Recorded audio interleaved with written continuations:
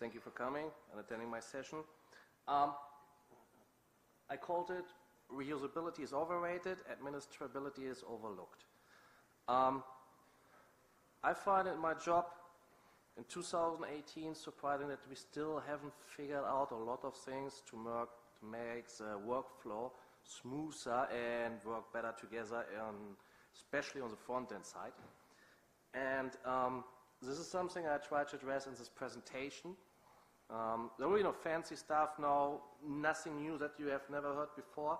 Rather, I'll try to set up some basic rules to make life better for everyone involved, specifically on a Drupal project. Right. I assume by now you know our sponsors, so we'll quickly go through the slides. If you see this later on video, you're supposed to stop them and look at them in awe. Right, about me, my name is Enno. I work as a Drupal front-end developer since 2010. My employer is Kokomo. So thank you very much, Kokomo, for having me here and letting me speak. We're a German IT agency with offices in Frankfurt, Cologne, and Seville. We do a lot of big Drupal projects, and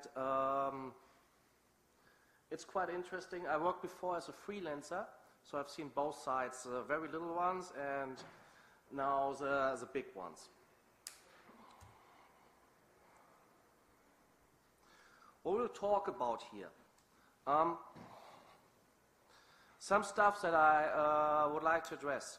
First of all, as I do personally think as a front-end developer, you have a duty to be proactive at your work and to make sure you ask the right questions before you start working and while you're on the project. So you should never sit back, expect everything to be ready for you, and just to be able to start with the styling from the very first moment. It never happens on a real-life project. Then another thing that I find quite interesting that we haven't really figured out is there are a lot of different CSS architecture models, and some of them apply very strict rules of how to work. In my personal opinion, some of them go too far. Like, if you ask me, I think we should really take context always over the strict rules and say, okay, the design needs the following requirements. Let's give them that. Let's do that. And adapt to your project and what has been given to you. Then establish simple rules for structuring your code. We will talk about that later. It will be the main part of my presentation. With the goal being, you should concentrate on never losing control over your code base.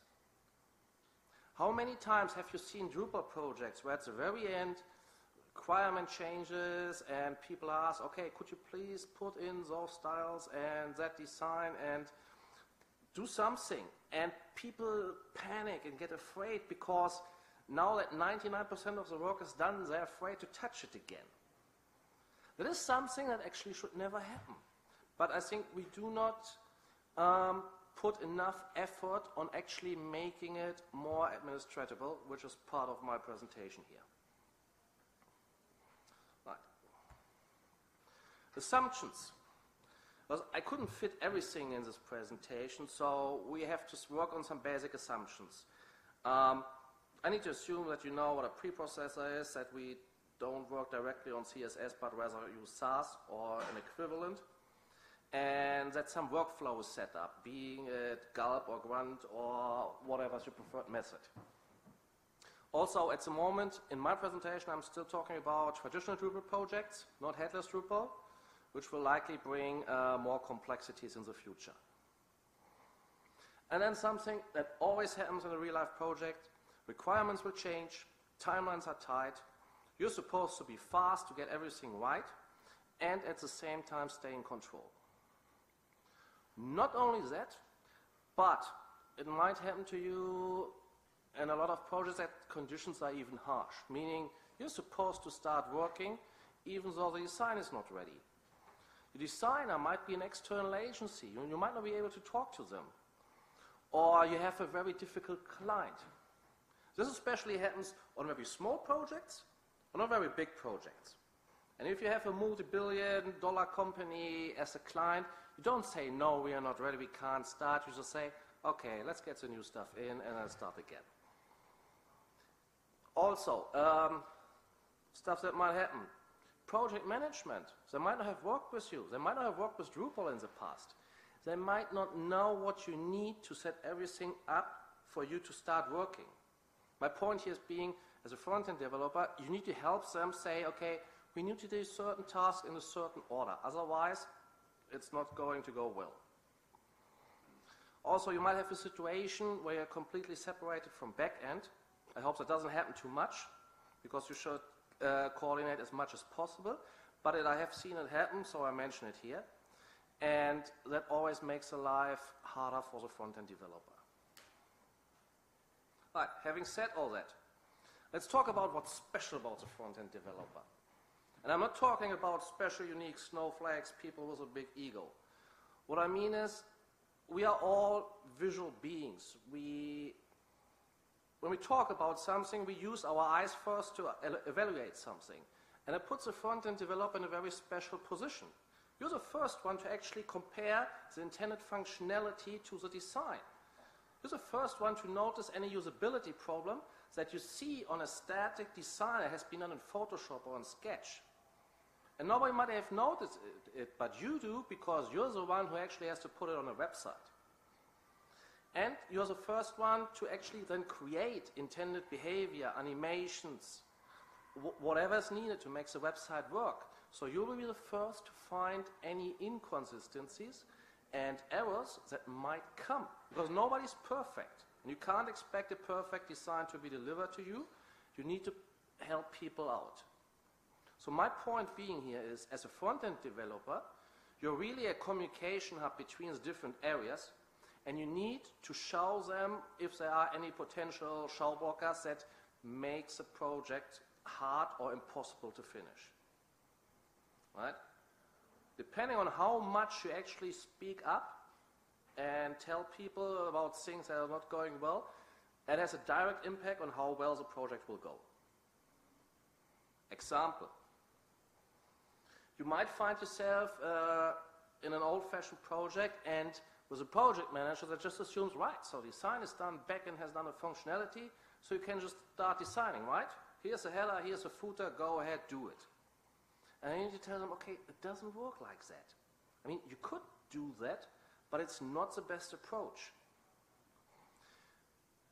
Try to get in some tasks, if you have a ticket system, try to get time reserved to actually do stuff before you start coding. Very important. Check the design. Are there any problems? Are there any uncertainties? And the answer to that is always yes. There's always questions, because you're not in the head of the designer. You, most of the times, don't know what her intentions were. You need to figure that out, and you need to speak to him. Then, on the other side, if backend already has done some work for you, go ahead, check the code that's available. Check the HTML markup. Make sure it's all set up in a way that lets you actually style without limiting you in your options. Only when you've done that, you can actually then set up your basic SaaS structure and think about how you want to, how and where you want to put your code. Once this is all done, you come to what I call the theme setup. Generic styles that should apply everywhere on the page, and they should give you a basic layout without having to go to the individual sections yet. But that comes later. Let's talk about the first two tasks first. Right, so you need to talk to your designer, and you should do it before you start coding.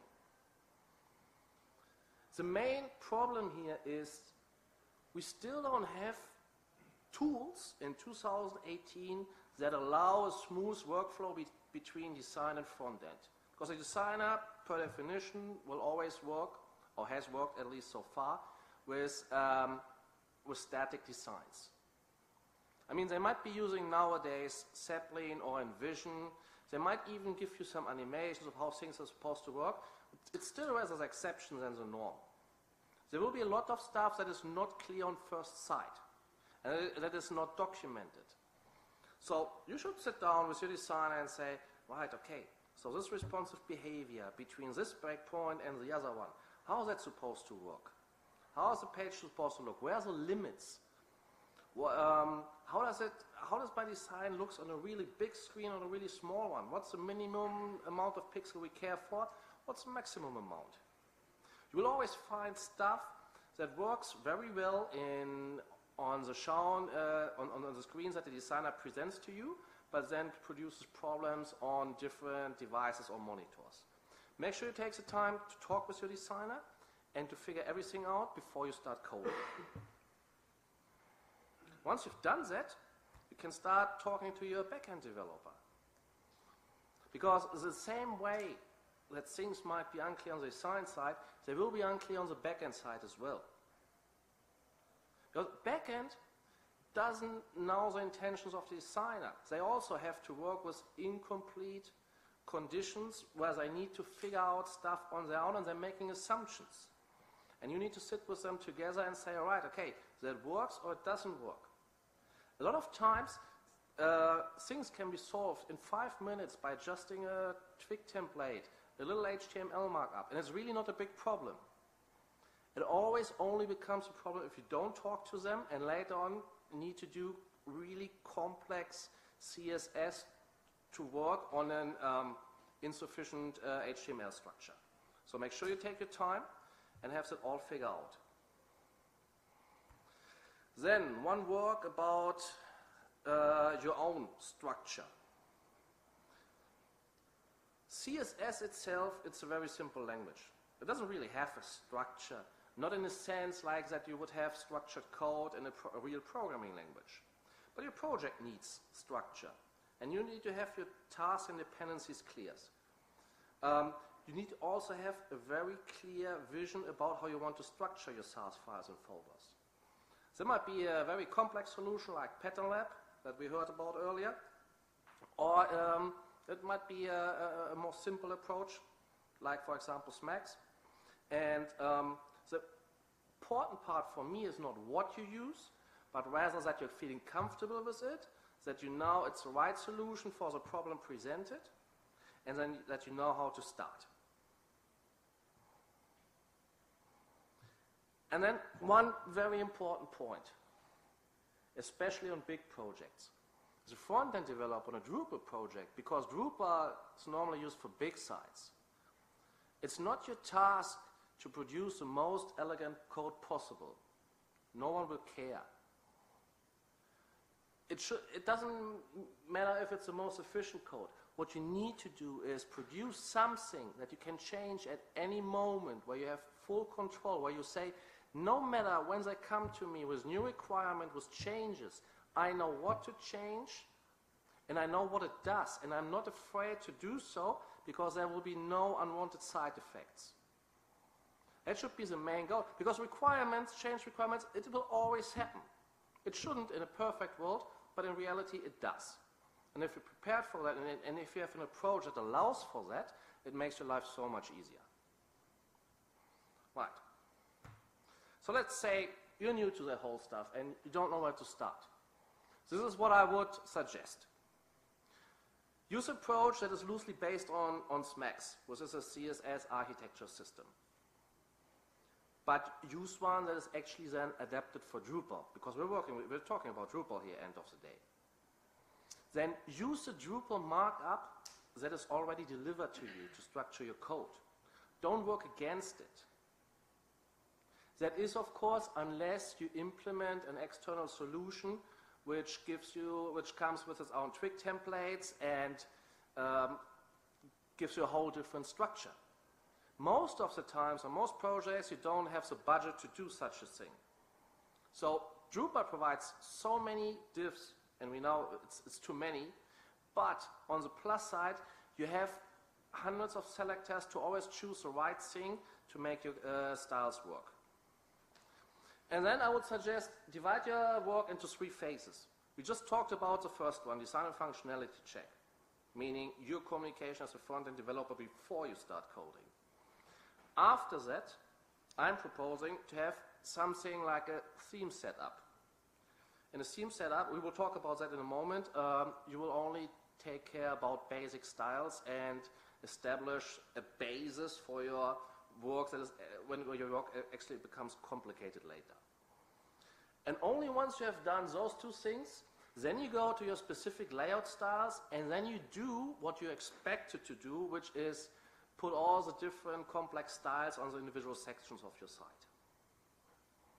I'm not saying that's the best way to do stuff or that's the only way to do stuff, but I have never seen the system fail. On any project that I have done, it always worked, no matter how different the requirements were, no matter how much they changed.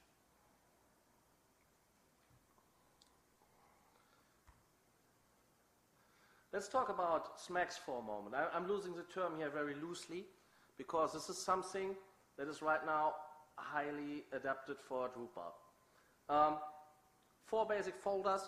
You always need utilities in the sense of you will work with variables, you will work with mix-ins, functions, stuff that makes your life easier. It can't be done in CSS, but that takes a lot of work away if you then later use them.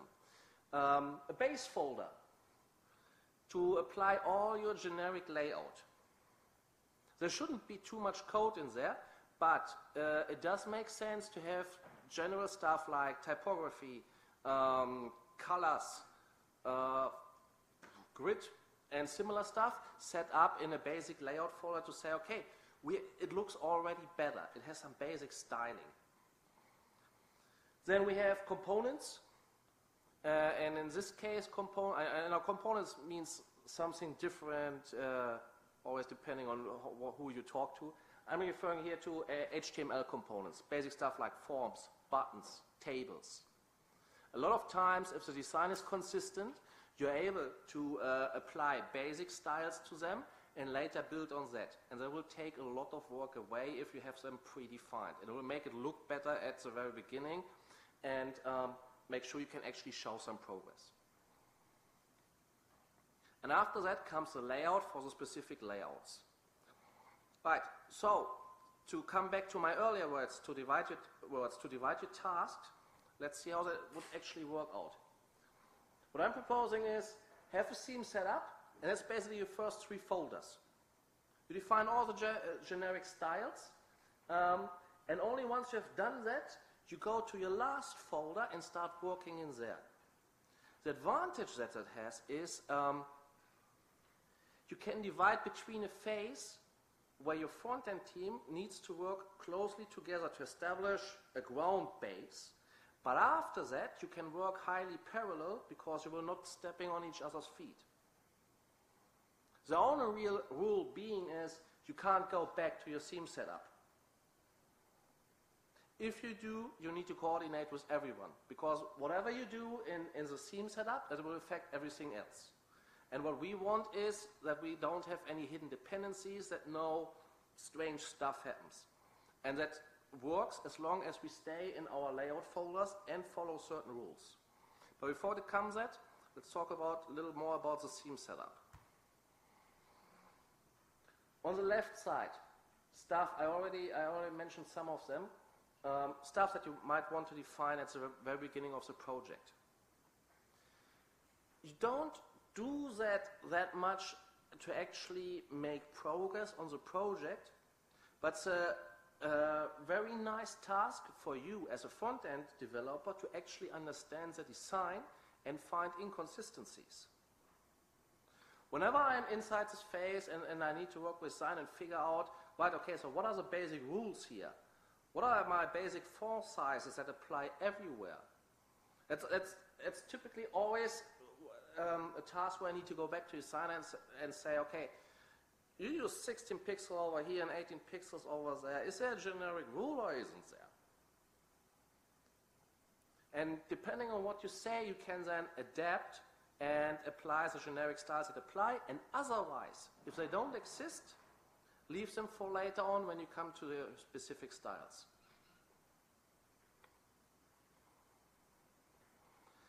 Once you've done the theme setup, you can do the layout styles. And this is something where I'm always in favor of whatever CSS architecture model you use.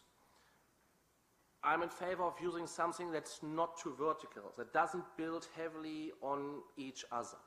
Make sure you have your stuff separated, have no unknown or hidden dependencies, and make it work from the very beginning. You don't know in Drupal how, well, let's say it's the other way around. In Drupal, your backend developer needs to work with what he has available. So if paragraphs is a standard to put different sections on a page, so be it. You don't know if a paragraph has inside it a view, a block, custom content, or something else. And you don't need to take care. The only thing you need to know is what's inside what. Work with the Drupal div containers and use them. So for example, on page 1, we have a view listing, something very common, and the view had no teasers. So if I don't know where to start, I take the innermost component that I know that needs some styling, in this case, no teaser. And I style those. The important thing is, I do not want to have a task that's called, please style page 1. Yeah, I need to talk with project manager and say, hey, we have no teasers here. And they might be used in different views. So we want reusable styles, and we want to work them within their context. So I create the styles for the nodes. Then I create additional styles for the views, but only what's needed. In that case, for example, any filters that you might put, the pager in the view, and maybe some additional margins, as design dictates. And only then I'm trying to check if there's anything left that needs to be done on the page level. If it's not, I'm already done. On a very different example, in page 2, same with the paragraphs. If the paragraphs are of certain types, you should have a CSS class to address them all the same way and make sure that style for the same paragraph type is then applied automatically everywhere it shows up. If you need individual styles, talk with your backend developer. Maybe use something like classy paragraphs to make sure you can apply the necessary CSS classes to style them all individually as you need.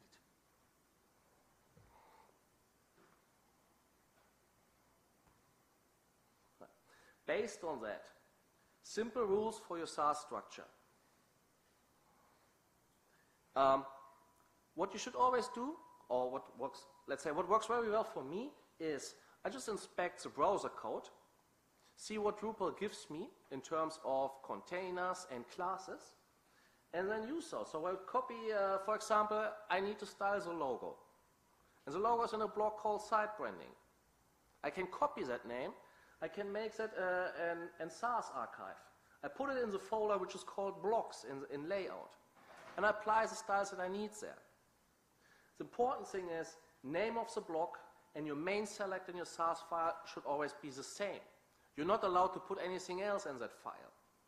You need to rely on that one rule, that you know what's inside the archive without having seen the content. That way you have never any hidden dependencies that can screw up the whole site.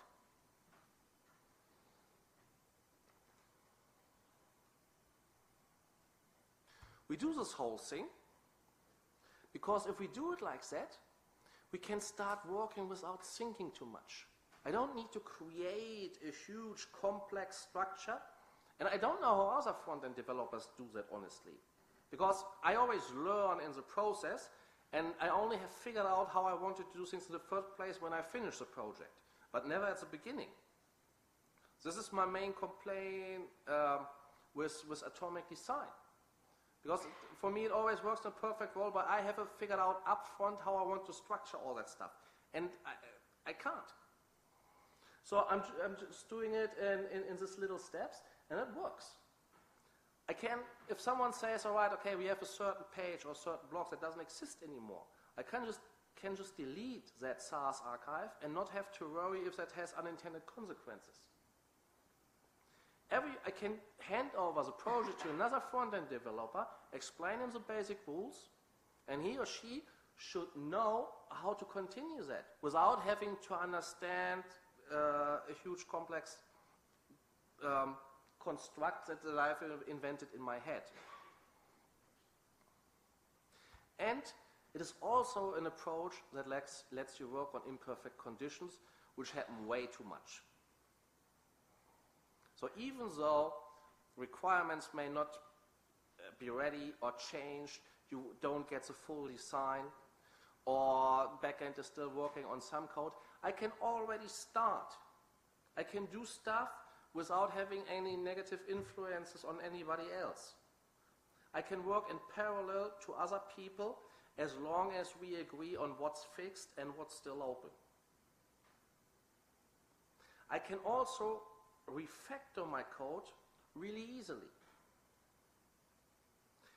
Meaning, I can, when I find a block on the home page and I address that block, and I later figure out that there are actually several similar blocks that look quite the same but not 100%, I can create in SASS later on text code, make a function about it, and that call that with necessary adaptations on various cases. But I can move my code around and I'm not afraid to do so. And that way I start reusing individual components without having planned for it up front. If you do that, as always, restrictions apply. One of the most important ones, take your theme setup seriously, especially if you work in a front-end team. Once you have finished it and you're working with your layout styles, don't go back. Maybe have a lead front-end developer who's allowed to do that if that is necessary, which should always be an exception, but don't have everyone just work on it as they like. You need to explain those rules. Do not include any selectors outside your file scope, what we talked about earlier. If you're working on a block, that's what you apply. If your block looks different in a different context, on a specific page, that the code doesn't go into that block. It goes into the context of that page, because that's where that block looks different. If you like, I can show you an example for that. We'll make it clearer. And if you include external stuff, libraries, not all libraries work the same. It has gotten better, but what happened a lot in the past is they would force default styles on you. Try to not use stuff like that, because it always screws up the project. Whatever code that you bring into your theme from the outside, it should always be opt-in, not opt-out. Like, you choose when you use it. It should never be applied per default, because then your whole system breaks down. Right. How much time do we have? Maybe a little example. Let's see if that works.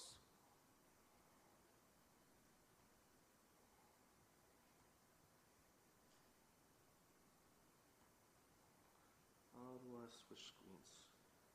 I have no idea.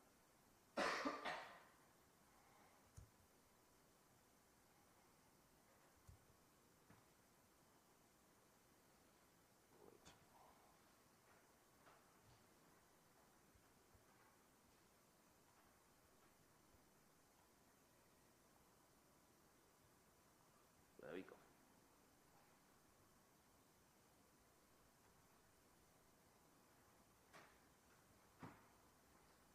Right. This is our example from earlier. So if I do have a site branding block, I name it the same as a selector and I put it in the block folder. If I have more complicated stuff that changes over time, for example, the page that we're actually talking about is a one-pager. So I have some simple styles that I want to apply everywhere. For example, for this one page that I had, I want all the content centered. So I will put a text align center and it should apply everywhere to all the text. But then someone figured out, even though it's a one-pager, we still need a privacy statement. And that should just be normal text, and we need to have it left aligned. So I have this field, my body field, that changes, but it changes in a certain context. Where I say, okay, if I have a static page of type page, then in the node content and the field that is called body, then apply specific styles that are different from my default styles. The important thing here is I have not created a SASS file called field name body, because those are not generic styles. Those styles only apply in a certain context, so I put them there. If the content type of type page were to be deleted, I can just delete the whole SASS file and it's gone, and it doesn't have any negative consequences. Questions, remarks? Does it make sense to you? Right, so why are we making life so hard? Let's just follow simple rules, get stuff done, and communicate, most of all, especially with design and your fellow backend developers. Well, thank you very much, everyone.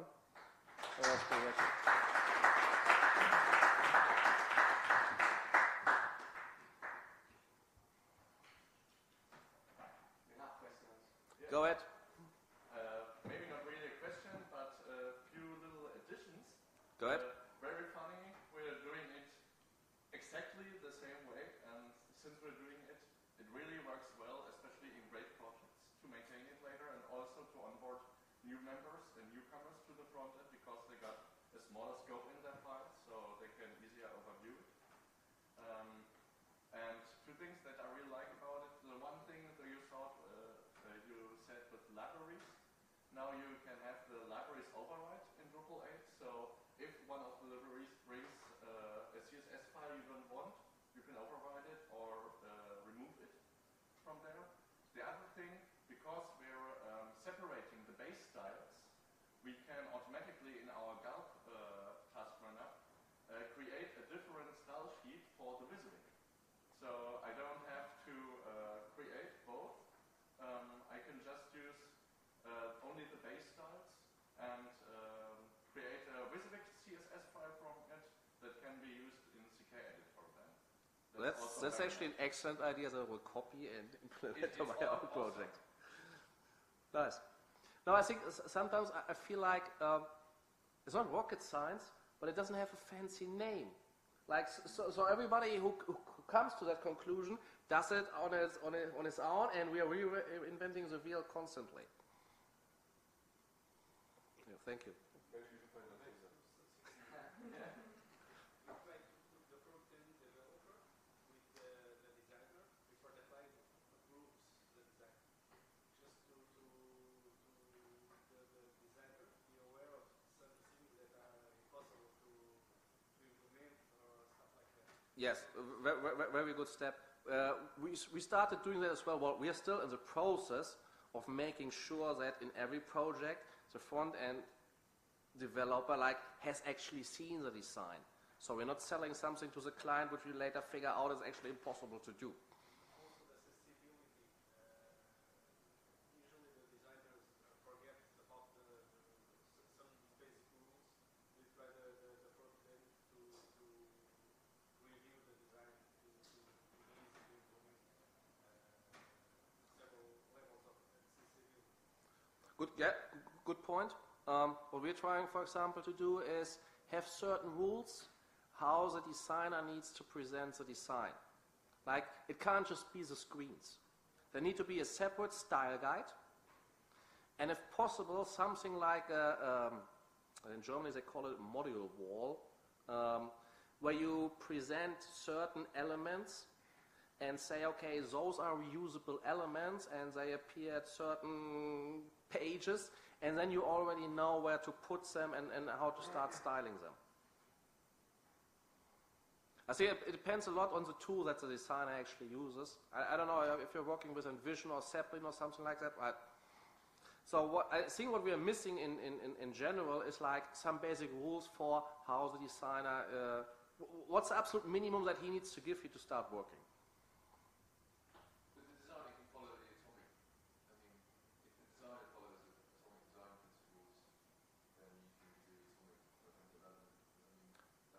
Do you know designer who knows what atomic design means? Yes, good designers, yeah. They should, but there are too many who don't, yes. Yeah, so the problem is like we come over as pretentious as a front-end developer when I start talking about atomic design, designer looks like, I don't care. I just want to design my stuff in. But they need to understand it would make their life, you know, it would make their life easier too. It should at least, yes. Yes, true.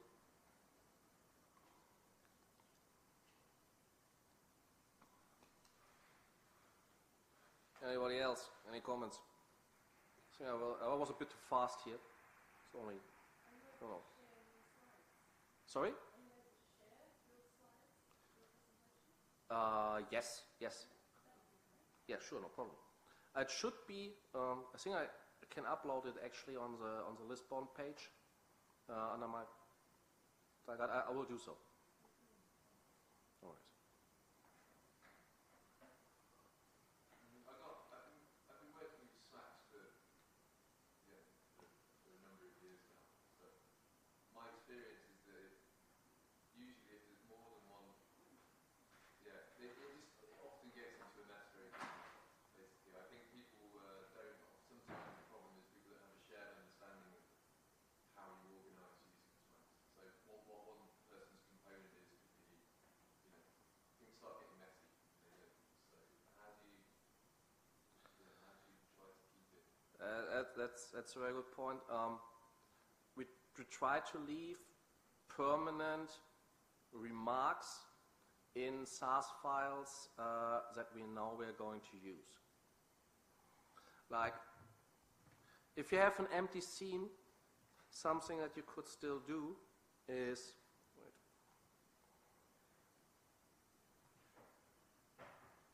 let's see if I find it.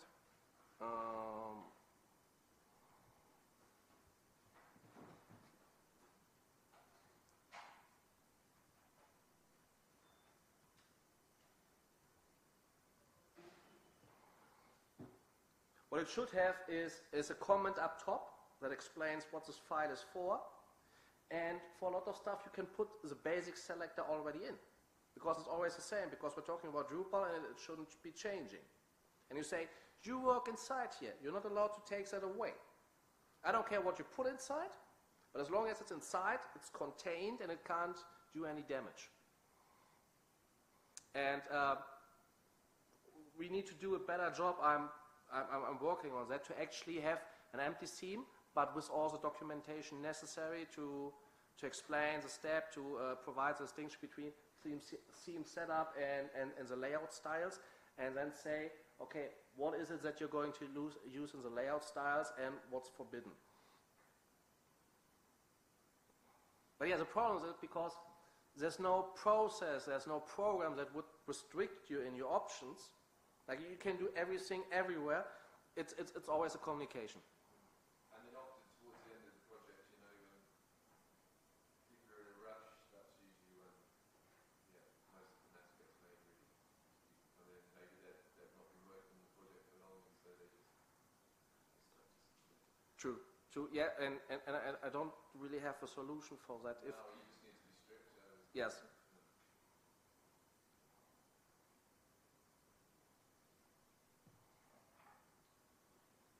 All right, then thank you very much, guys. Enjoy your evening.